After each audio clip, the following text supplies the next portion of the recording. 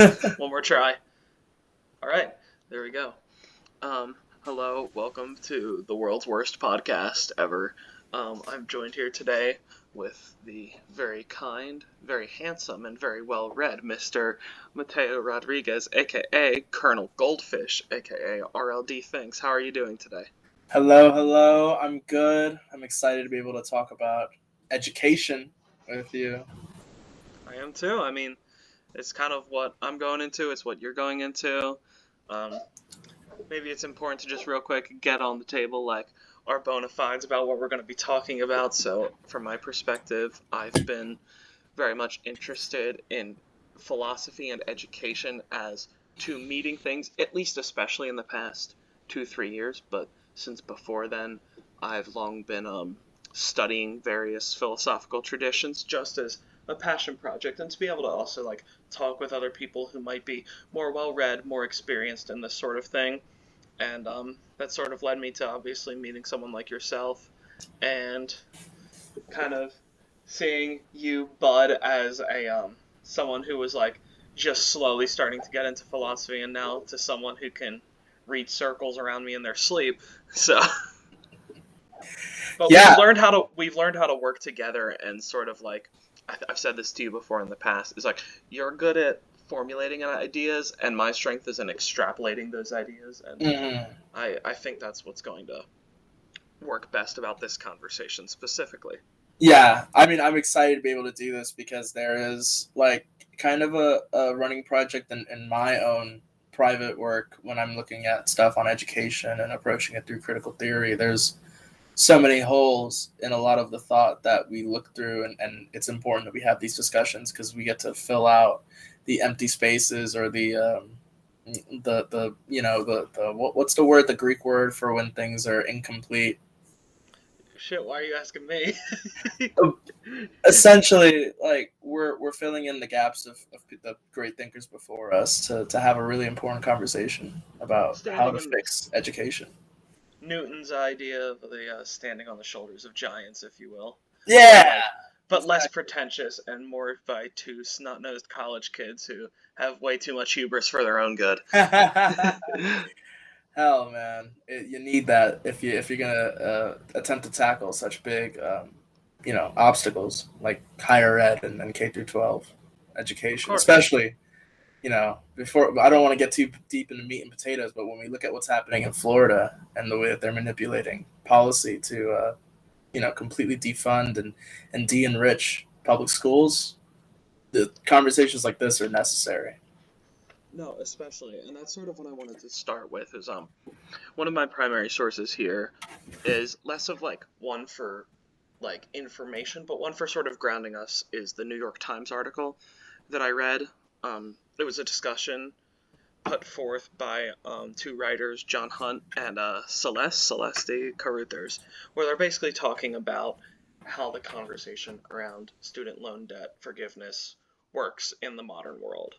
And I specifically elucidate the 3 things they say, which is the the locus of the debate usually. It's one person being like, oh, well, I paid off my debt already, so why shouldn't everyone else? The equivalent of the train rolling through over the bodies. And we're like, well, it would be unfair to the people it's already killed if it didn't keep killing people.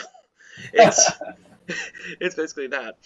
The second one, which I find myself agreeing with most, is that like even minor forgiveness is like consolidation. It's not, as the article says, quote, it does not address the underlying problem. And the third one we see is sort of the argument you see from like the Lassallean Bernsteinian type social democrats in the modern era. That's like hopefully this would be a step to something that's better and more affordable in the long term. Basically, making public education, um, making higher education something pretty much fully publicly owned with minimal cost, something that we see in the like centrist, center-right social democracies of Europe. Yeah, and I think each one of those like faux solutions or each one of those faux approaches are like stuck in a milieu of liberalism that doesn't allow them to see beyond the image of like policy wonk thought or individualist philosophy. And so we see these like run around circles where people think that one policy can fix it all, or that like a mindset or some kind of stoic principle of individual like, you know, overcoming can somehow accomplish like this existential issue where ideology, specifically like, you know, the pluralism of liberal ideology, is actively destroying the critical thinking skills of students, and that are going to become adults in this world, that are going through these school systems that are just like, you know, ripping apart historical analysis to benefit American empire.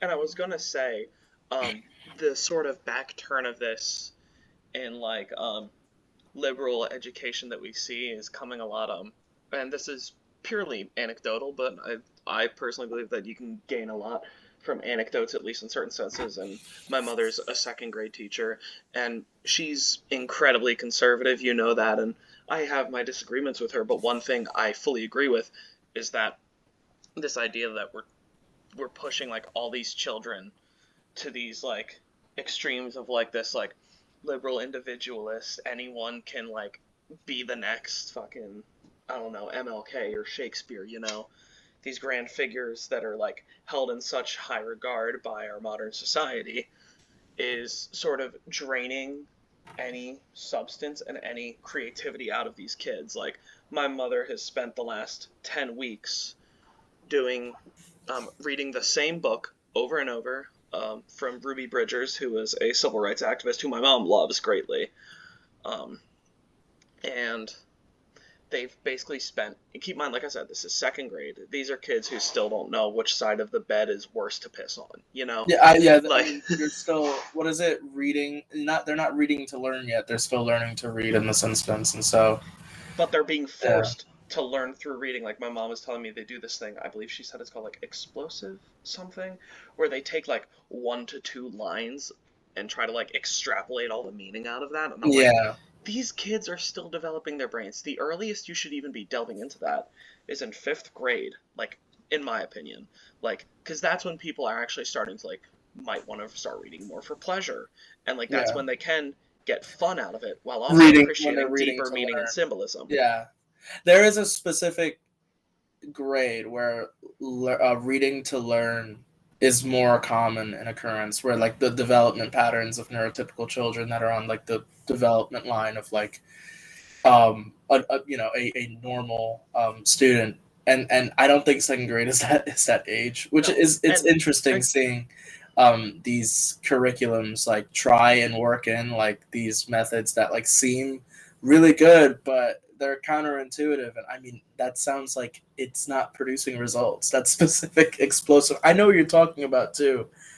no, exactly. Because, like, I don't want to get all, like, essentialist with, like, my, like, behavioral psychological theory, but, like, there is some merit to like people like Erickson's study of early childhood development, in which he's exploring like how like there's certain phases where like there's a want and a need, something, some sort of desire and some sort of lack in what we're what these kids are experiencing.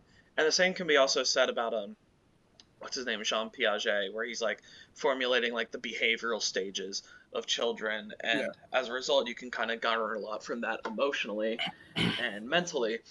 And at that age, kids are still grappling with their own self identity. They kind of see the world a lot of times around themselves. I yeah, believe like the stages up to like, I think around the 6, 7 year old is when he considers like children to be like egocentric, in the sense that like they can't quite grasp a world outside of themselves. yeah. Not in a narcissistic way, it's just that's where they're at in their Their development. conceptualization is still developing. Exactly. Yeah. But there's always going to be gray area, and that's what like certain like special groups are for, to like for advanced learning. You know, like they do and that in school with reading groups. Like, and these are that the is, kids who are struggling with this. These are the kids who got their grasp.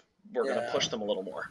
I mean, and that's where Vygotsky's CPT comes into play, where now we can look at this contextually and through a more materialist, dialectically materialist lens, where we're scaffolding curriculum Well, of in a course, way. and that's part of what I want to get to. I want to Yeah. talk deeply about stuff like scaffolding and student quality circles, but we are going to get there. I just want to real quick before we get really into the nitty gritty, there's one thing in that New York Times article that to me is just like the like liberal peeling back the curtain a little bit, as you probably saw in the annotated bibliography I sent you, and they specifically say the main victim of loan cancellation is companies that garner revenue from servicing federal student loans, citing Mohela from Missouri, and that's basically what the issue is. It's not profitable to make education affordable. Any forgiveness, like I say, it's appeasement to keep students satiated. And as long as the ruling class makes minor concessions to those below it, the unwashed masses, it will be able to maintain that power without having to worry about being questioned to any major degree.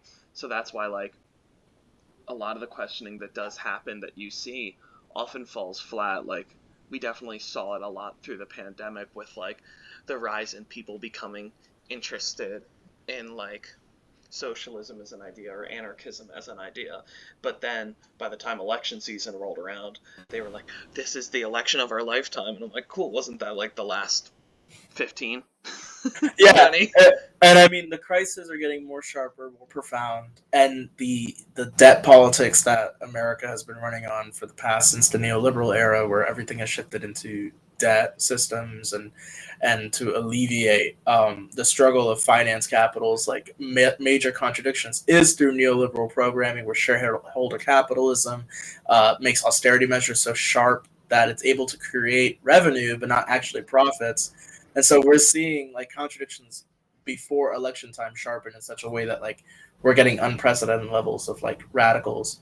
But of course, it still dissipates over the normal superstructures that like create those fake existential crises where it's Exactly. If they can put the friendly face of the modern neoliberal hellscape there instead of yeah, the mean one, it sort of sedates a yeah. lot of like But radical fervor, and especially like young people. Like you don't see that as much among like the old guard of but radicals. I do think there is a silver lining, and that's like kind of the big thing is that like neoliberalism had set up a situation where the unions have fallen apart, the sectors have turned into service, and most work And is real quick, technocratic. and the unions that are still around have become top down and fully corrupt. Yeah, and so we have this technocratic society where most people are going to education under the not under the premise of becoming fully rounded citizens, but to becoming these hyper specialized service laborers within different effective somatic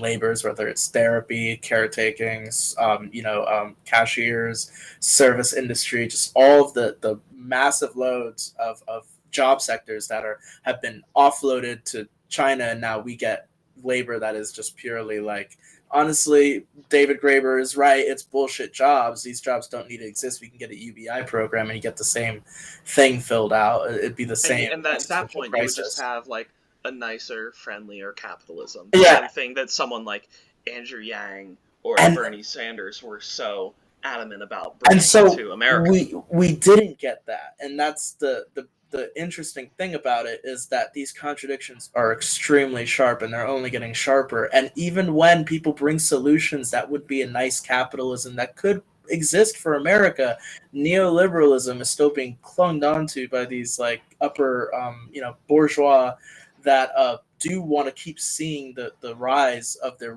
revenue, because they are unwilling to let go of that little measly bit of power that might actually tip America back into becoming a major empire again. They would prefer those margins over actual power, because that's how blinded they are And by, that's sorry, finish your thought. yeah. I thought I mean, enough. and that's how blinded they are by this like transfusion of neoliberal capital that has like completely warped their idea of how the world works. But Milton Friedman's idea of shareholder capitalism, like, it's not real. These are all phantasms. And so Sorry, like, real quick. yeah, I wanted to just say that it's sort of like the the auto-generated captions sort of came up with their own way of saying whitewashing, in the sense that when you said blinded, it said blonde blinded. I'm sorry, I just noticed that. I had That's to point funny. that. I'm Yeah. gonna start saying that now. And so The centrist liberals have co-opted whitewashing as a term with any actual meaning, so I'm gonna switch to blonde blinding. that's amazing. So to turn that all over and to bring that reel it back in, because I do think that like that contradiction of neoliberalism is an important stepping stone to understanding how it's not all doom and gloom, like it's not all capitalist realism, because we are seeing a transitionary like interregnum of capital's like current ideological like I guess economic plan. We're seeing a new economic plan being put forward, and it is becoming very nation state, very nationalist. But when you look back at education now, you see the contradictions of like this debt slavery that so many people exist within, and the terrible standards for public school is creating devastation for workers, but it's also creating a new landscape in which you can radically participate within it. Exactly. And these sort of contradictions kind of bring me to Freire's writing specifically. In like, he doesn't necessarily highlight the contradiction with his idea of the banking concept, but he does sort of like, it does feel subtext in a way how the the concept of banking, as he explains it, is basically like the teacher teaches and the students learn. And it's black and white like that. There's no gray area. That's how teaching is. He specifically says that this sort of education wants to treat the teacher as a vehicle to turn students into what he calls manageable beings. But the contradiction lies that while this may be helpful for the market, it is not necessarily helpful for education, as he elucidates throughout this chapter, because he is such a cornerstone of this idea of democratizing education, that this relationship, which feeds into capitalism, fosters this dangerous hierarchy. So that way, all the oppressed will they'll habitually feel complicit to the authority figures around them, whether they're human on the individual level or the structural systems, be that patriarchy, racism, what have you, that these sorts of bigotries can become subtext and you don't think about them. Yeah, and so that socially reproduces people who will now participate in that exact system in their labors. But it also, like, for the people who exist in alterity, this is like they can see through it. That the oppressed it can easily now like harness this idea that like this is subpar learning conditions, and we're being raised through this banking system that doesn't actually teach you anything except how to be, orderly. And so, like, while that may have worked under like the harsher rule of colonial empires abroad, when we're looking at like Fanon's writings and how he's discussing this, and Freire, when you compare or contrast them, you're seeing that like the system only works under disciplinarian systems. We don't exist in a disciplinarian world. Everything is slowly becoming control, and that is a result of service industry. And so this banking system that exists within school is contrasting against the work sector that we're going into, which is much more independent, much more you police yourself, you're self-policing, as opposed to banking Exactly. systems policed methods. And so now you have these people who are growing up becoming just intrinsically radical because they fully understand that there is a complete lack of cohesion between what you learn in K through 12 and even higher ed in some instances, and then what you're doing in the workforce. Exactly. And as a result, they're able to kind of see through this facade more. And that is something like you and I, people like us as well, we want to see this like questioning. And the fact that I'm very happy you brought that to the concept of the control society, because that's pretty much where I was headed. Yeah. Um, because in reading, I believe it was Michael Peters's, yes, it was, discussion of the body and how it can form itself into combining it as a way of viewing education. And we're basically right now just putting this out there, we're laying the foundations for what we're going to be discussing, only to then go ahead and lay out stuff we directly want to see. So we're getting our philosophical grounding out of the way before we're going to really get into the nitty-gritty of, okay, Yeah. what changes do we want to make? What changes do we want to see? Yeah, and what organizations should arise from this? Like, at And least because we live grassroots. So because we live in a controlled society more and more now, obviously, like, it's not a gray area. There's Should we still, maybe preface what a control society looks like materially, like what we mean when we say control society? so to put it generally, like, the way that I would describe a control society is I want you to do stuff. Disciplinary societies mean don't do that. But in a control society, you're able to do more. The only difference is that more then gives greater information, greater data to larger systems, be Yeah. that like technological, governmental, overlap of those Yeah. two, of course. Eh, So as a yeah, result, it fosters an environment where you're encouraged to spend more time doing your leisure activity because that, or just activity in general, labor as well, because that encourages you to give more information out there.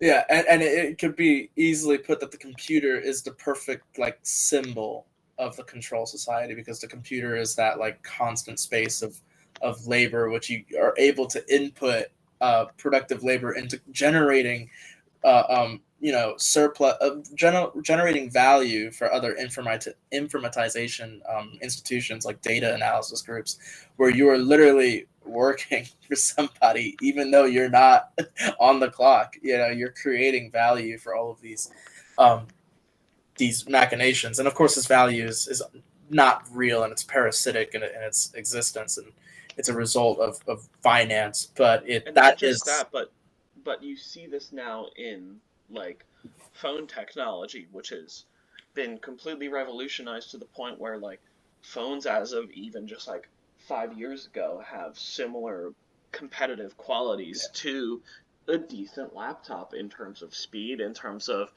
um like, not what's the word I'm looking for? Access of communication. There's more avenues for it. Social media has revolutionized that. Yeah, And and it goes to show that like the sectors that we have seen expanding and growing in research and development have like had a sharp shift from like mechanical machinery and rocket science and all those things, have then shifted now into the tech world and digital interfaces and and coding. and that's what Peters highlights here, is that now that we live in a world where information in this control society is way more decentralized because of the digital market, we sort of get what he calls quote unquote neoliberal managerialism, which works to co-opt any sort of like modern social movements. And we see this as a through line in Deleuze as well, where he talks about even pre-internet the way that radical movements can very easily be co-opted, specifically talking about how universities nowadays like to try to portray themselves as being like progressive, these center-left institutions, yet despite this, they're still reinforcing the same right-wing neoliberal concepts that put this excess weight on individual Yeah. performance that I mentioned in my mother's second grade class over the importance of what he says openness and collaboration. And those two words are this like the focal point of what I want to see in education. I want to see openness and I want to see collaboration.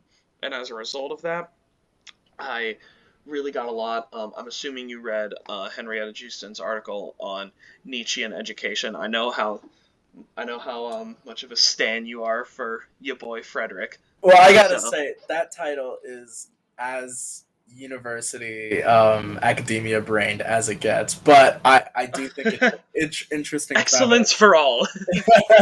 It is It a is great though. funny title. It's a great article, and I like the fact that like it's very purely Nietzschean. It's not like we see like today where there's like a lot of these like Nietzschean Marxist types who are trying to like link Nietzsche back to a criticism of capitalism, which he does have in his works. It's just it's not as thorough. But Yeah, he specifically his critique on how modern education is works to restrict the individual by like telling them like, oh, these are the things you can do, rather than letting them follow their own paths, which is something Nietzsche sort of saw as the concept of the will to power in a way, um, Yeah. driving the Übermensch. And sadly, these ideas have been so horribly co-opted by Yeah. fascists now. Right. But I Yeah. like the fact that this writer recognizes that issue and is saying, yeah, we can. It's like, sure, you could take these ideas that way, but Nietzsche in his heart is an emancipatory figure, and sure, he did. A lot of times his criticisms of education leaned to the reactionary, but it doesn't mean they can't be read differently, and that's the beauty of his work. And this would be something where someone's pursuing themselves fully actualized, unencumbered by the world that surrounds them, basically living life in pursuit of what he referred to as the love of fate, or just the roll of the dice, if you will. Hmm. Yeah. Each day is a constant roll of the dice, and you have to roll with those punches. And we need to be forming education as a system around that idea. It's like you don't know what each day is going to bring you, so you should have these multitudes of opportunities in front of you, rather than being said like, oh well, you're either going into like woodshop or STEM or arts. Yeah, and I think that's where the critical analysis really comes into play. Is that what university is doing is making an overpriced vocational tech, and if university was just vocational tech, then it should just be that. But they're still using this aura and this like phantasm of it being a place where you go to become a more complete being, where you go to find yourself and you go to create this new kind of becoming, even though you don't actually meet those demands. And no matter what major you go into, even philosophy students, you're not actually learning philosophy. You're not actually like becoming a well-rounded teacher. You're becoming a hyper specialized technocratic kind of like vocational worker, unless you're getting your master's. But when you're bachelor's, this is like a vocation. Like you are learning how Exactly. to be in the workforce with the bare minimum. Which is something that like the early 20th century like critics of the difference, like how like for example someone like John Dewey sought a bridging between vocational education and higher education as one unit. And that's sort of what we see today. It's just it's a little bit different because they're not specifically like an industrial vocation that as they were viewing it. This idea of vocational school has shifted into something where you're learning a service, you're learning a trade. It's just slightly different now. Yeah. And that sort of gives levity to even stuff like one of his main critics was a man named David Snedden. I'm not sure if you're familiar with him, or if the name rings a bell. No. So he had a brief debate with Dewey about whether or not vocational and education and like traditional educational systems should be separate, and he argued that they should be. In a way, he sort of became like what we see now, like the people who in high school went to stuff like a technical college, like courses in between, then later went on to trade education or vocational education. The only difference now is that so much of this discussion has fully changed since the service industry has taken hold and has Yeah. become the main form of economy. And before you continue, I'm going to stop this recording. We reached 28 minutes. My thing normally shuts off at 30, so This I'm going is to stop. Google. Give me, Oh, yes. Okay. because Yeah. I'm recording on this. So I'm going to stop this. Alt, Windows, R, and we are back. So we just finished our general discussion about David Snedden and John Dewey's debate and how it sort of relates, but has become antiquated, even Yeah. despite the ideas of John Dewey being progressive at the time. They've become the norm for the reactionary, and Yeah. a lot of what we're looking in, because we are trying to do here a sort of our own like a historical materialist understanding of the history of education, how it has formed up to this point, and what we can do now. Yeah, and I want to preface because it would be a reactionary turn to say that there's something wrong with vocational tech. It's Exactly. a completely fine and honestly in this day and age a very responsible choice to make for your future education, your future work. Very Um, financially responsible. yeah, honestly, like when I was going into college under the impression that I was going to raise my standards of living, that I was going to become more serviceable in an upper middle class lifestyle, and that I would like be able to live that like breaking from generational trauma or the generational curse of being like a second gen or third gen Puerto Rican kid who's like literally knows family that are still like paisas all the way in Puerto Rico, and I want to like not be like that anymore because Are that's still a what? terrifying Did thought. you say like Peasants, peasants? Okay. yeah, and so like this like kind of dreamscape that exists for young adults and teenagers that are going into education, they're being fed this idea that like college is still that place where you go to like escape debt, or escape the curse of like being like broke. um but the reality is that like college is now a debt, and you put on the debt so that you can work in different sectors of the workplace that offer you the premise that you might be able to escape debt in maybe a decade. But like even American doctors are like running with huge amounts of debt, and are have no actual timeline as to how they'll escape it. And I think that's like an important part of higher ed now and education is that like there's you have a vocational tech that you're basically overpaying for, and you're taking out huge loans for it. And now, mind you, I'm not taking out huge loans. I'm very fortunate with my family and the way I've been raised. I'm living blessed.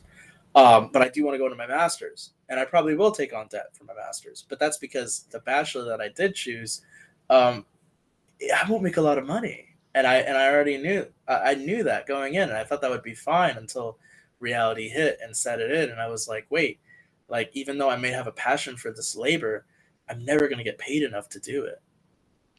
And that's sort of a reality that um Justin doesn't directly mention, but the idea she presents as a way of like within young secondary education, by that I mean post elementary, pre college, is the idea of having students themselves meet among one another to discuss directly the value of the education that they're learning. And this comes in the form of what she describes as the student quality circles, which are horizontalist groups of students who meet together to talk about the importance of what they've learned, how necessary it is to the educational program, and what they can do to, in effect, change their trajectories, or better their educational system as it exists at their current school. And obviously, like, there's issues I have with this in the sense, like, I do still think at this point there would, if we're talking especially like middle school or early high school, you're going to want advisors to still be a part of this. Yeah, But we want our advisors to be taking a more yeah. hands-off approach and sort of guiding guiding the students, like trying to get them to elaborate more on their thoughts, because especially with the shortening attention spans we see of people today, like students don't want to talk about their education right now. They're just trying to get through so they can get home and get on whatever device their lazy parents raised them on. Yeah, So the best thing we can do that's is work facts. out those habits as soon as possible. And one of the best ways you can do this is dialogue. Because at the end of the day, we're all going to resort back to our innate instinct to want to form social bonds directly. And that's one of the advantages I see of having these student quality circles implemented more in especially late middle school and early to late high school.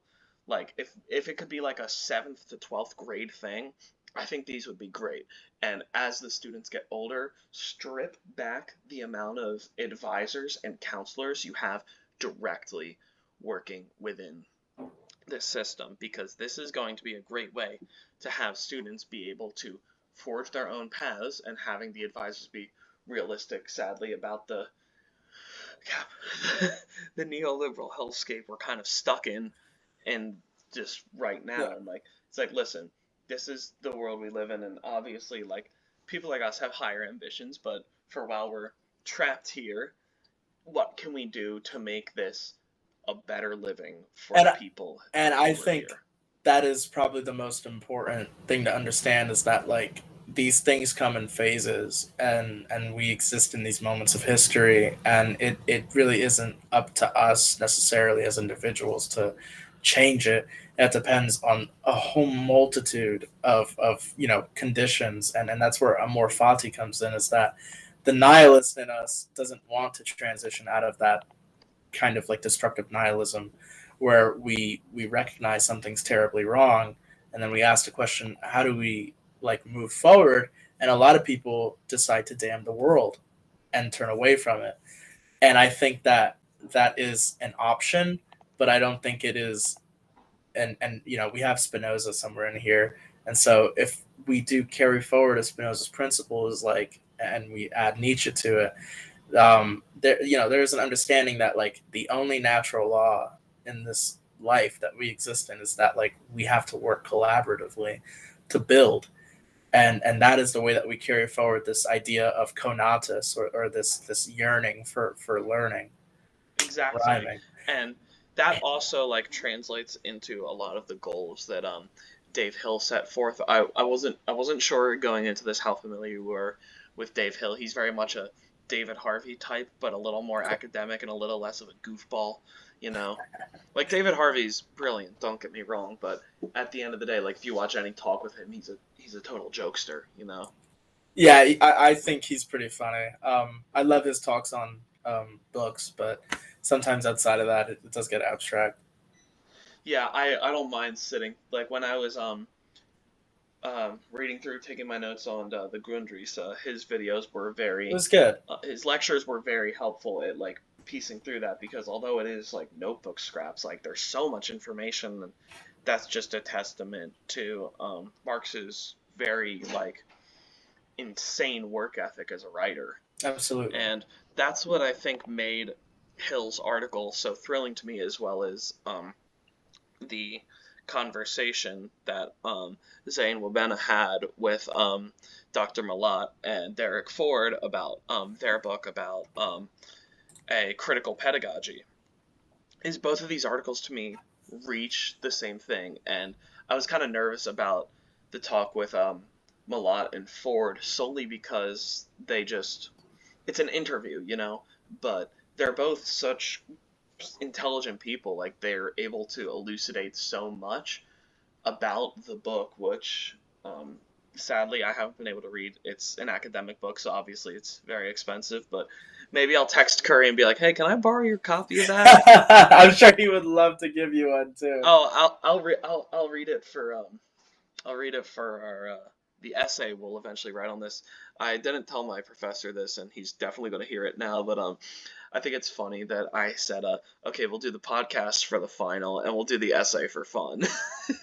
Oh my god, yeah. We do have to write this essay out. Maybe we'll use transcripts from this to help formulate a couple Which, by the things. way, since you're listening, thank you, Dr. Walters, for letting us do this instead of a boring essay. This is so much fun, and I'll be very happy to send you the essay um, once we're Yes. once we're through with this. Probably when I'll be teaching your son how to play drums. So, Yeah. so you Awesome. know. Um, but yeah, so continuing down here, I want to go to Hill specifically, and in his article he cites 21 goals he wants to see for the future of education through his like pretty like it's a very classical Marxist lens. Like it's not like something you're gonna see from like the like 70s and 80s French critical writers, but Yeah. in a way that sort of makes its essence a lot easier to distill, and you're not scrambling through a bunch of like Foucauldian or Deleuzian jargon to get to a root of an idea. He's very upfront with it. He tells you his ideas, and this would include what quote unquote removing private profiteering from schools and education services that have been privatized, providing free, nutritious, balanced school meals, and establishing a free state-funded residential centers for youth, basically in the form of youth centers or youth clubs, basically allowing them to exercise their extracurricular passions away from school. And this would obviously be best for elementary and middle school students, as in high school, like there's sport clubs, there's chess. You can do there's 1,000 clubs at every high school. There's something for everyone, and as a result, you can very much tell he's trying to push this idea of like what Marx saw as one of the most important parts of life as a whole, and education should reflect that, is leisure time. And of course, Marx as a person was a very leisurely man, and he in between his time getting pissed drunk and starting fights with people, which was his form of leisure, It's as bohemian. as is many great intellectuals. Um, he spent all of his other time like tirelessly like working his ass off on everything else. I And love the example of how the German um, communists, well, the German Social Democrats, before they, degenerated into what they became before Hitler rose to power, but like the most established German Workers' Party at that time was building social clubs everywhere, that they were rebuilding this idea of what the bourgeois life looked like for the workers, to create these social clubs, these gyms and salons and all of these things that were made specifically for the workers. And exactly.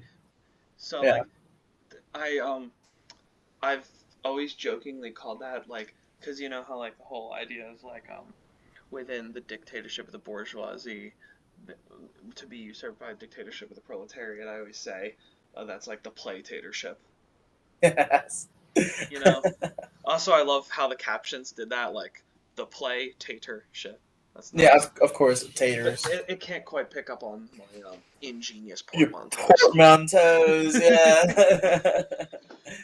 But no, and I think what Hill describes is good for a foundation, but it doesn't really get to the heart of what education needs nowadays. And that's what I was so happy to read about in the discussion that Malott and Ford had is education as a whole should always be about what we should teach rather than embracing what they describe as the becoming and immanence in the way that we need to see. We need to move past the current modus operandi of teaching, which is Freire's banking. That's still how it works in a lot of ways, Yeah.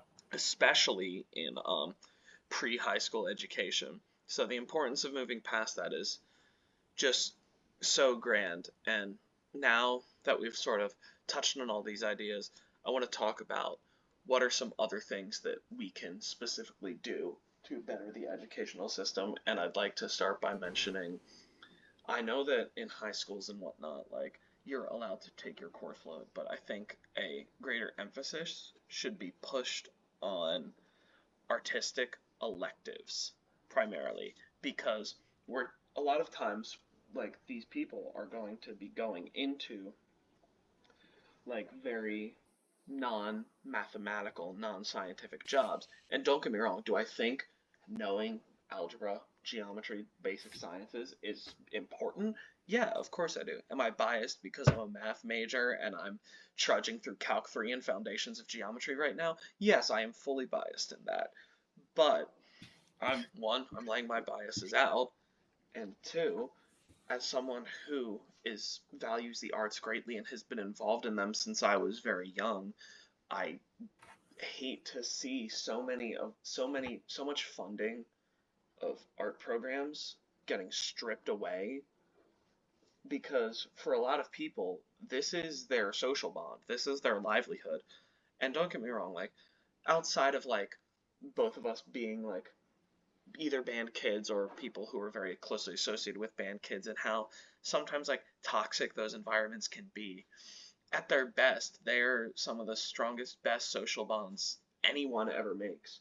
And the more and more emphasis we start trying to push these kids into the service markets rather than exploring their own passions is incredibly disheartening.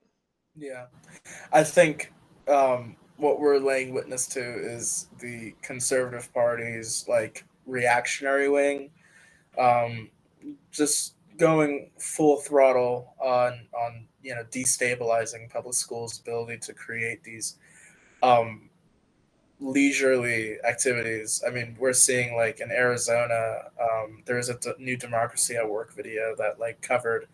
Um, Oh, they're so good. they're great, and the latest one, well, not the latest one. The latest one was about Kroger, but a few weeks ago there was one about the public school and charter schools in places like Arizona, and how we're seeing like the rise of like all these church schools being built by mega churches, for one, being built like light speed because of all these new these new like funding programs for private entrepreneurial school businesses to like just crop up everywhere. Meanwhile, public schools are having huge worker turnover, and I The think other, sorry, finish your thought. yeah, and I think that like the issue is that like we're noticing that the constituent powers that be um, are taking advantage of the fact that there is going to be a even bigger reserve labor force for a lot of these service jobs. I mean, I see it all the time in my industry of like therapy. The caretaker and the paraprofessional, like those jobs are extremely like they're. It's not that they're unskilled. It's just that like the prerequisites for it are just normal everyday laborers who are getting thrusted into these extremely delicate and hard to work positions. And I mean, they're not like the most difficult positions, but when you have literally no skills in the field and you're getting thrown into doing human care work, the turnover is insane.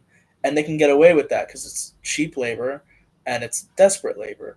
Um, and so we're seeing all these institutions take these hits because there's no longer these people who like have more technocratic work skills because they're not necessary anymore. And like I said, the contradictions are ripening. These institutions are becoming like very cheap because of the funding, the lack of funding, and so now we're seeing a workforce that is skilled laborers that can't even labor in these positions anymore because there's no occupancy for them. And Yeah, and that loops me back to probably one of my biggest issues here is a lot of times funding in public schools is based on performance on standardized testing. And I'm going to get this out of the way. This is going to be sorry, Dr. Walters, I have to swear here. It's really because it genuinely bothers me. But standardized testing is the stupidest shit known to man. I'm not yeah, even kidding. Because this is what's happening, right? All these schools, most of their funding is either coming from property taxes, which in poor areas is already fucking them over, and it's this endless cycle of the violence of the economy that we see, where poor areas are just gonna get poorer because the support they get from the government depends on how well they're doing, but because they're structurally made to not do well, and also obviously this is disproportionately affecting non-white people and immigrants, we're getting to this point now where with I'm trying to think where standardized testing comes into this is that they're not going to be doing as well because they're not getting as much funding, they don't have as much access to technology. this is what As a happened result, to they're Pesci. not doing Yeah, exactly. this is what and happened to Pesci. and that's one of the main issues with the Pashy system as it exists today in Pennsylvania. So they But broadly create this. talking, Yeah, I mean they create broadly these talking, systems. Sorry, I'm so sorry. The delay is horrific. it's fine. But no, this is a constant cycle that we're seeing. And the best thing we can do for this is to remove standardized testing a as an thing in education. And this is something that like I have plenty of friends who are like Republicans, who are Democrats, who are neither, and everyone agrees all for this pretty much the same reasons. Standardized testing is awful and it's not helpful to anyone. Yeah, and so like there's so many actionable things, and it's amusing when we see that the we have a full house with the Democrats or Pennsylvania turns blue, and we have all these opportunities to make these great changes. Nothing happens. Well, yeah, but that's also just because the Democrats suck. Right. Well, and I mean that kind of makes a point that like the constituent powers that be that like set the framework for the political like sphere that we can work within is very narrow. It's a very narrow politics where it's like how people look at debt, and the only way that they can work around margins of debts is like, well, we can lower it a little bit or we can let it rise a little bit, but that's about it. And so the political framework is very much like, well, maybe we can keep the funding stable, but we can't add any more. And there's no real satisfactory reason as to why they never bother to fix these like huge structural issues that are easily like standardized testing. Like I feel most within like the technocratic kind of bureaucracy of the Democratic wing understand that this is hurting the bottom line of a lot of schools that could otherwise help uplift areas into becoming more robust communities. But that And would, that's one of the main things that education needs to foster is that but sort of sense. if that happened, what does that mean for the future workers within these new service industries? There would not be any more reserve Oh labor. no, it would be fine. Yeah, I mean, and that's the thing is that like literally the system would crumble over itself if suddenly now everybody was coming out of high school getting ready to get like good jobs within the service industries that like are built off of the backs of people who are unskilled laborers that have huge turnover. um and I mean that would mean that like the unionization would skyrocket in these professions. It would be catastrophic. It would be apocalyptic. It would Because be terrible for the economy. and it would be terrible for the economy, and that's because the economy is built with like toothpicks and Elmer's glue of finance. Finance capital is so like topsy turvy, and it's so parasitic that like if we were to like build a system where like people are getting paid what they're actually worth, the whole thing would crumble, especially considering the fact that we're seeing an international world that is becoming more multipolar. And that's why the theories of people like Milton Friedman and in practice with like Pinochet, Reagan, and Thatcher, and in part Deng Xiaoping are Yeah. so catastrophic because they only continue to drive the contradictions of a market economy to be so obvious. And I don't know if you've ever read Karl Polanyi's great work, The Great Transformation, but it's about how the market economy transition in Austria affected life there in all facets. And he details it like in a way that I've only seen paralleled um, by someone, say, like Yeah. outside of Marx, like Paul Cockshott. Yeah. Yeah. I mean, like all those economic, like neoclassical, neoliberal economics, like we're seeing, like they had a good thing going, and they were just a little too greedy. And now we're in a situation where neoliberalism literally had created conditions of finance capitals, like great parasitic turnover, where service industry now like dominates America, and we produce nothing. Like we don't create productive goods. Like there's like 23% is in the industry sector. Like 23% of laborers in the U.S. are in the industry sector, while 70% is in the service sector. But like we've created those conditions where America is completely dependent on its imperial relations, and all the distributed wages that exist now are just the surplus value extraction just being distributed to workers that are like in these precarious situations where they're just accumulating debt and then putting that money that they made back right into the system. And And if we get to that point where like we have all these workers in this reserve labor force who are like, wait, what the fuck? I went to college and now I can't work in this profession, or I'm working way under my means. We're creating the radical conditions for the domestic politics, but then the international politics is like China is in the upper hand, Russia is going to be in a forever war that they won't necessarily lose, and then the rest of the world is like, well, we're not interested in picking sides of either NATO or the East. We wash our hands of this, and they have the option to do that because it was never going to be a forever empire, and America created the conditions themselves that had loosened and weakened their empire.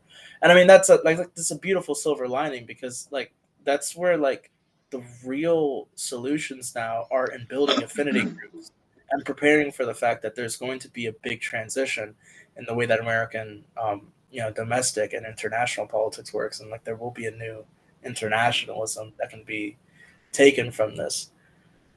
Exactly.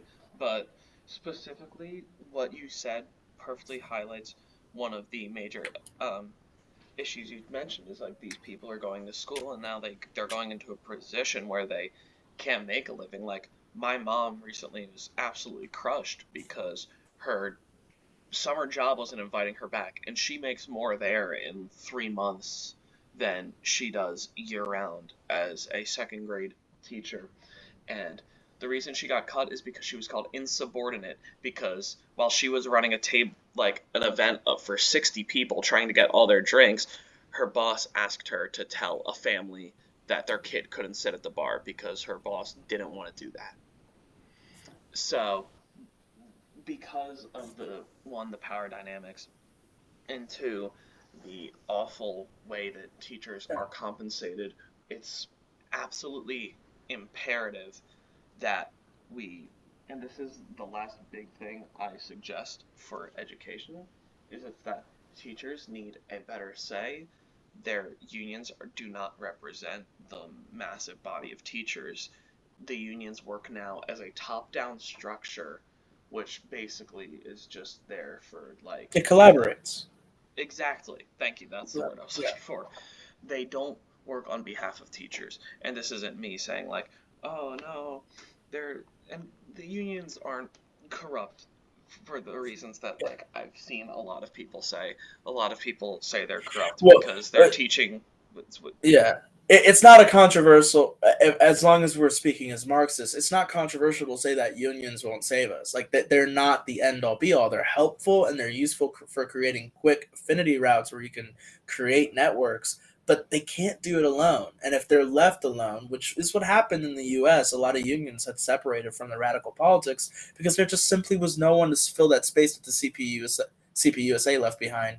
And so, like, unions did what they had to do. And that's why we got like Hoffaist politics for like a good 40 years straight in the 20th century, where like half the unions that are like in the Northeast area, they're mob. They are. And that's the only in thing they in can their do. in their essence, in their structure, in their politics. Yeah. And I want to say thank you for elucidating my thing. Like, we're not saying like the unions are gonna tell teachers that they have to teach all their 5-year-old kids that they must be trans and hate Yeah. white people Yeah. and Glory. and glory to the international. Yeah, Yeah. it's obviously not that, and And I I mean, think it goes without saying that, like, yeah, if that's your takeaway on that take, then I'd suggest doing a little more reading, yeah, like if being a little you more in tune with the world around you.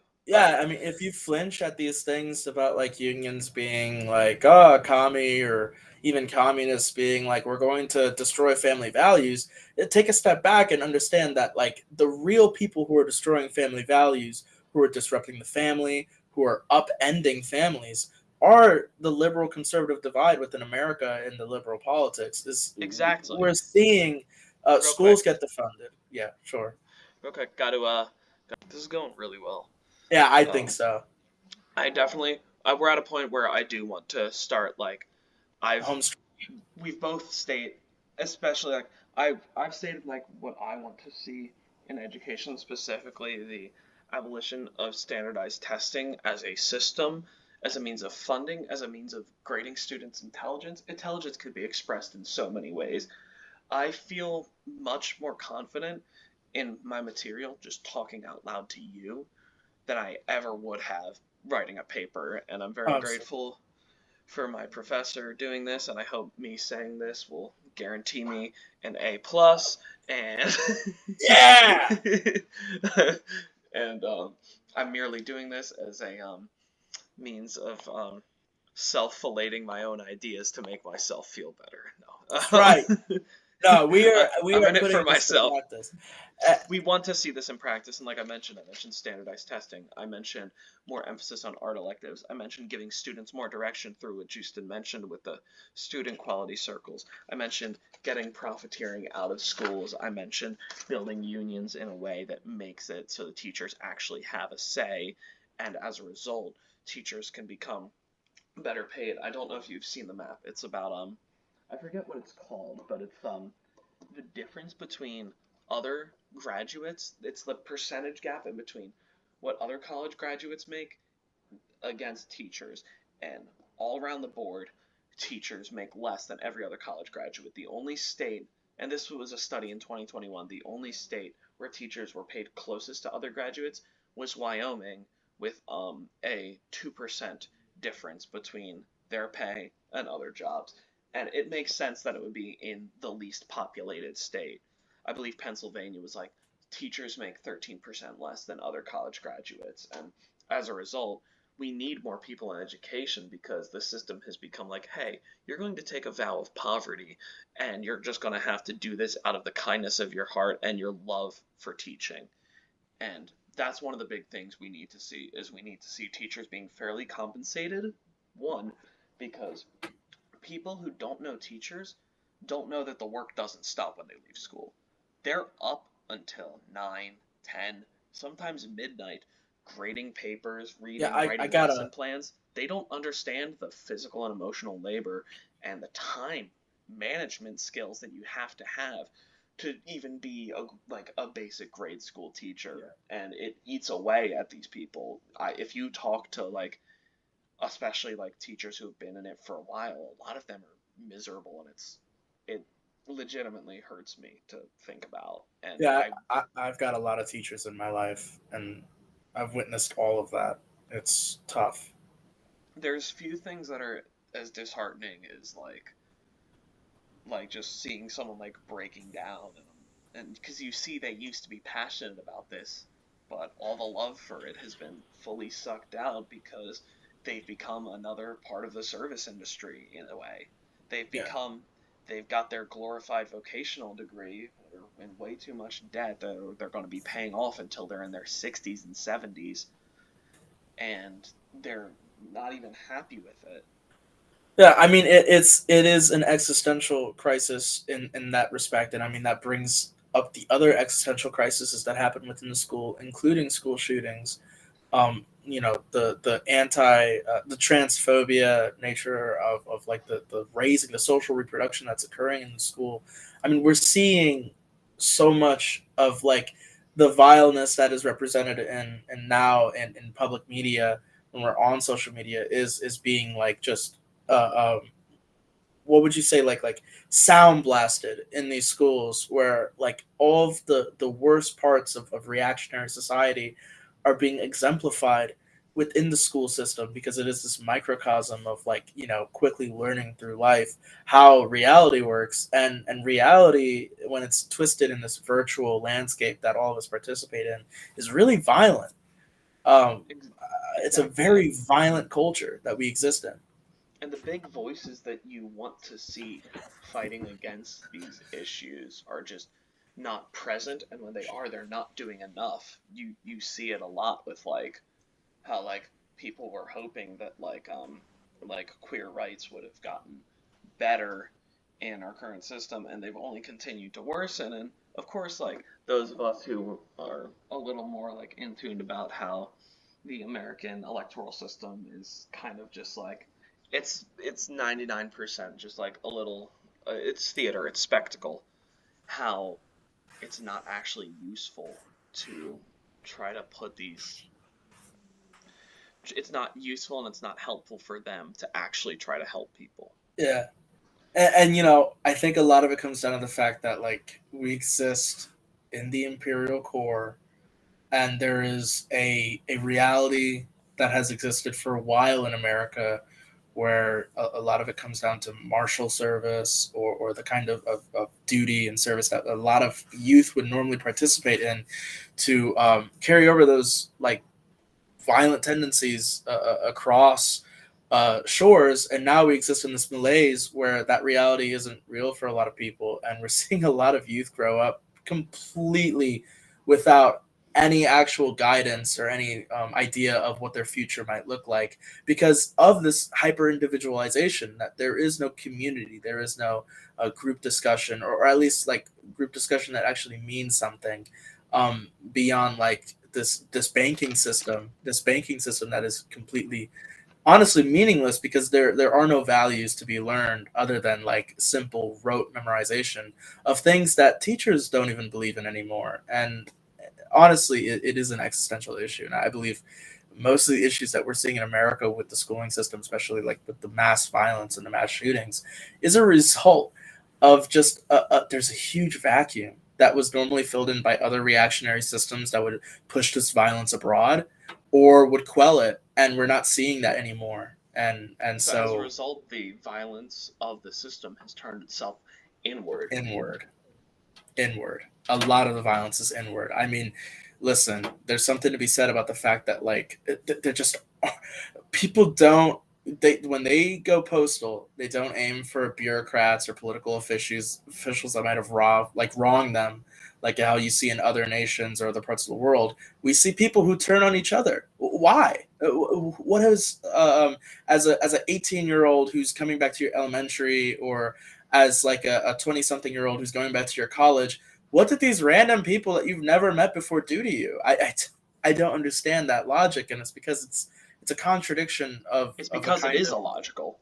yeah, it's illogical. That is the most important part. It's a contradiction of thought that exists because of real contradictions that exist materially. Um, that is just there's a vacuum of violence that you can't just shy away from, and the technocratic approaches of like mental health or gun control or whatever are not enough to recognize that like there is something wrong. There's something terribly wrong Exactly. with the way we live. If you think the problem is just those things you mentioned, like it's just mental health or it's just guns, you're not thinking critically enough. You're not Yeah. thinking broadly enough.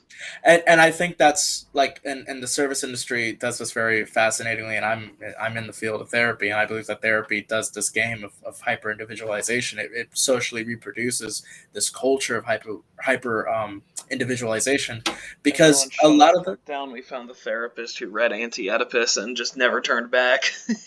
a lot of these approaches that we see I'm in sorry, the captions just came up as Auntie Oedipus. nice, My I Aunt like that. Oedipus. And so a lot of these approaches that we see that are like very popular in talk therapy and that become pop psychology conversations that we hear around the dinner table are centered on these approaches that are built on stoic individualization. Exactly, And like the Steven Pinker fans, the people who like worship TED Talks and like suck if Jordan yeah, Peterson's dick. if there was ever a theme for this conversation, it's that collaboration is a must. I mean, when we look at Spinoza, when we look at even Nietzsche, and when we take Marx, when we're building this framework of how to move forward, a lot of it comes down to the fact that there needs to not just be dialogue, but there needs to be action and community. And what is it that Marx says? A lot of philosophers describe the world. It's our duty to change it. Exactly. It's like we can sit back and twiddle our thumbs all day long and be armchair writers and armchair thinkers, but until you do stuff, that's when you start making changes. And that's like Yeah. and before we link this back to education, I mostly want to hear like after what I've said, what changes I want to see. I want to hear what you want to see, but like the same thing applies broadly to electoralism, Yeah. which also plays a role in education. Yeah. Is that like I've always believed that like listen, if you vote, cool, whatever, that's you, but That's it. that Yeah. should not be your be all end all. You need to do more than that, and if you don't vote, you should still be doing stuff. Yeah. The worst thing you can do is be idle because at least from my perspective, just to vote is to be idle, is to not do enough. Yeah, honestly, and if you're asking my approach, I do tend to stay away from policy decisions because I don't believe that there's any substantial policy decisions that can be made as long as there is a dictatorship of the bourgeoisie. Simply for the fact that like whatever does happens, and it's already been theorized, and I can Google what those things might be and I can research it. But what I think that needs to be done is there needs to be a like modeling like how South Africa did their People's Congress. There needs to be an affinity group, there needs to be a political organization that functions as a professional revolutionary vanguard that is doing the work to say, we are the interregnum, we are the council, we are the directory that stands here, biding our time, building our community, helping people through mutual aid, through community organizing, through radical education group circles and stuff like that, to create a system that exists kind of like I don't like using this word so much because it's very Agamben and it's mixed in with anarchism, but it's destituent from the constituent Yes. powers. That it doesn't exist as a wing There's a of the way to talk about Agamben without delving into anarchism. He's yeah. Heideggerian at heart. The word destituent, I don't even mean it like a Agamben. Like I mean just something that is separated from the constituent governmental judicial powers that exist to say, if our time were to come, this would be how we organize. And it's not centered on the ideas of like some idealistic Maoist principles of revolutionary terror. It's just that we're building a party here to show that when the mass movement occurs, we're already ready. Exactly. And we want to see that level of change happening in education. And I like the fact that you mentioned the way the South African People's Congress was so fluidly able to mobilize themselves to Because like they had already built the they had the foundations. they had the base. They had their Yes. they had the people at their core who were And supporting them. so when the crisis heightened and the conditions became clear and it was apparent that people were looking for something that could help bridge this gap, fill this vacuum that like the the current assembly can't do. It should be the professional revolutionary vanguard that like holds that historicity, that power of the American idea, the hypothesis of American communism, and what that looks like, I can't tell you. I mean, there's so many different disparate parties and groups, and I align myself with the PSL, and I think I still do because I love the work that they did. But like, being real, the biggest party in America is DSA, and that scares the crap out of me. That I just mean, scares the crap out of me. I don't think you're alone in that because they suffer from that same revisionist mindset that we try to combat, you and Yeah. I as well as other people of our similar stripes. And I just before we wrap this up, I want to link this back to now I've mentioned the specific changes I want to see in the educational system. What are some big things you want to see changing, at least while we're mired in this neoliberal fun time, Yeah, I would like people in the to ball pit of distress in the back of the McDonald's. keep pressuring, be a gadfly. I love seeing gadflies. I love seeing systems like instances where like people do wildcat strikes or general strikes against not general strikes but more like wildcat strikes against the schools or whatever fucking factory or whatever's happening. This new influx is Very amazing Black to me. Pantherist. Yeah, I mean, we need more people to recognize that like there's a lack of real institutional power that's actually doing something, and take it upon themselves to be like either to whip those local places into shape, those local unions into shape, or to say, I'll strike out and do it. My thing just shut. Oh no. Okay, Oh, can you just start back at Revolutionary Vanguard? yeah, God, my professor's gonna fucking hate this video. this is a hilarious cut. Is it back? Yeah, you're more than good to So keep going now. So yeah, like I said, I want the Revolutionary Vanguard Party to help propel these people to infiltrate these unions that might not be as strong as they could be, to help build these robust social networks that connect towns and cities in ways that haven't been done since like the heyday of like the Socialist Workers Party in America being huge. I want to see the rebuilding of an actual like powerful vanguard. And like if I were to be like what I want them to build out of that, what I want to see happen is them pressure the United States to actually push those reforms that they won't do otherwise, to actually push towards like stopping these standardized testings, which are like rampant in the deep South of North Carolina, and to help reinstitutionalize like the better funding for the arts and XYZ, because they won't do it themselves. They won't do it themselves, and we've seen that time and time again. I mean, there's so many You can different. only call your senators so much for them to send you to voicemail. They just won't do it, and so like all I want to see is the socialists in America to move beyond this infantile like pluralism that they exist within right now, because it that isn't enough. It's not enough to be nominally socialist. We have to actually approach this with that The, dialectical mindset. the base isn't big enough yet to really fully start building a dual power system that can actually challenge the system. Yeah, I mean, like DSA is like they're so big, but they're so pluralist that it doesn't even mean anything. I meet a regular DSA person, and they're literally arguing with me about whether or not Puerto Rico should be a state or independent, and it's like we can't be there.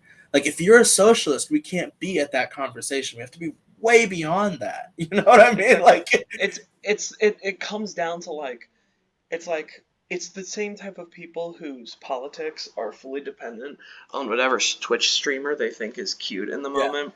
Like and like they find some like center left dude bro who is a sex pest to like yeah. focus on, and And then that's just like terrifying. use that to define themselves, and then all of a sudden they're like, oh, I'm a socialist, I'm a communist. It's like, shut the That's fuck up. terrifying to me. Like it's the most scariest thought to my head that like modern day socialists are like honest to God,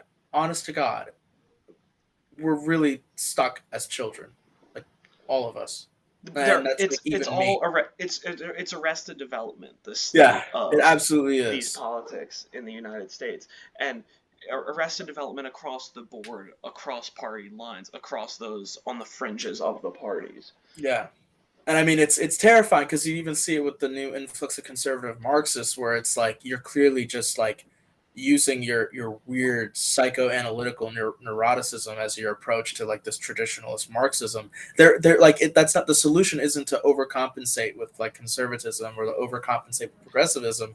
There has to be like an actual dialectical approach where you're looking not at both sides, but you're looking at how to reach these ideas where like okay, if there is a woke for Marxism, how do we figure that out?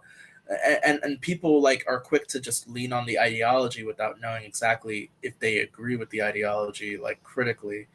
And that's how a lot of like people wind up nominally socialists, where it's like they like Bernie Sanders, but I mean we got to talk about imperialism too. Like that conversation has to come up. And I mean, I remember when I was like post COVID doing politics, like a lot of people that I thought were like down with the cause, like it just never panned They out beyond. flaked. Yeah, it never panned out beyond conversation because we were witnessing that like the early baby socialism where it's like, yeah, all of this sounds cool, but I just want healthcare. And like, dog, who's gonna give us the healthcare? And that's the thing, is like, who's gonna fix education? You know what I mean? It's not the liberal technocrats. They're gonna. Here's a really good contradiction that happens with liberal technocracy within higher education. There is a study where we're observing that financial debt for students raises mental stress. So what Who do we could have do? seen this coming? You're right. So what do?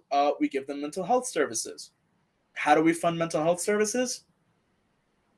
That's a great question. It would have to come We from the same places that would have to go towards education. but what happens is that you just raise their price, higher tuition. And now it's like, oh great. So the technocratic approach, your genius, like, oh, we're gonna fix it by adjusting numbers, is that like you take this problem, financial debt causes stress, and you're like, okay, mental health services. How do we like fund mental health services? More financial debt. Great. Now you don't know. Now we've treated your mental health issues by taking the stimuli that makes it worse, and then make it worse. Yeah, okay, I just want to say, very happy that you were able to somehow. How tall are you again? How tall am I again? Yeah, how tall are you? I'm 5'5". Okay, so with on that little soapbox you were able to find, you were able to speak from 5'8" to the. I'm sorry, I'm such a shithead. That was But, good. no, I had to take a second. you were like, Wait, where how the hell tall is are this you? kid going? Yeah, that was good. No, but no, I'm happy we were able to end on the subject of mental health and how it functions as a direct result of these horrible educational policies and systems that we have in place, and how specifically you bring light to the fact that we're not going to change it by increasing funding for a solution, like a partial solution to a problem that's just going to keep reinventing and reinvigorating and re-strengthening itself. It's only going to get hardened and hardened to the point where it's Yeah. going to have a boiling point. These contradictions are going to eventually, inevitably, collapse in on themselves, and we're going to need to sort of build something from the ashes. I mean, we can't have, like, obviously it's silly to say at this point, but you can't have infinite growth in a finite system. In the same way in education, you can't have this infinite loop of teachers just becoming more and more sick of their jobs and more people needing a stronger educational system. Something has to give. And I Yeah. think what we've talked about here today in terms of the information, in terms of what we need to do, is very valuable. And just want to say thank you so much for coming on with me again. I'm sure my professor is going to have fun listening to our 90-minute talk. Um, Before I wrap up here, any closing statements you'd like to make on your behalf, where he can find your papers and your writings if he's curious? Oh yeah. Plug I yourself. You got a I'm Patreon? I'm in the midst of a project, but I do have a Substack that I've started. I mean, this is probably gonna get archived myself and be reused for something, and so These like I videos love will the be posted conversation. on my Yeah, YouTube as unlisted. that's awesome. Yeah, so like this is gonna wind up being useful for future conversations because I think education is a real clinch point for like a lot of moving parts within the U.S. and it's so important to the future generations of like what we're gonna see happen. And I love that we had this discussion, and I feel like we said everything that we needed to say beyond just like repeating our platitudes at that point. And so I'm just really glad that we said what we said and we did what we did because it helped elucidate a lot of what I've been thinking about. Exactly. And I always feel like I can communicate my ideas better verbally than I can on writing. So, again, thank you, Dr. Walters, for letting us do this. Hope you enjoyed this conversation. This was very fun and very, very interesting for me to also get perspective from someone like you. You're clear. You now I'm talking to Mateo. Um, you're clearly very knowledgeable in this, and thank you again to Dr. Walters now for letting us pursue this avenue as a final, because I've had a great time doing this, and I look forward to more conversations with Mateo in the future. Anything we work on essay wise or multimedia wise, if you're interested, I'll be more than happy to send it to you. And just want to say, I think it's absolutely hilarious that when I mentioned I was bringing Marx into this, you were like, "Oh, you should talk to Dr. Malott." I'm like, "Oh yeah, I know Dr. Malott. He's the man. He's He's the the best." man. So yeah, all right. Thank you again, Mateo, for coming on. This has been a great talk. Look forward to talking with you in the future. Hopefully, more so in person, where we don't have to worry about the recordings being this haphazard. No. I'm so glad that we made it work though. All right, and send me your Substack so I can link that to him if he's Absolutely. curious. I only have one paper there, and it's about intellectualism. Yeah, you're still your brain is still fogged up on the educational stuff. It's good. Yeah, All right, literally. all right. Have a great rest of your day, man. Thank you so much. You too. Deuces.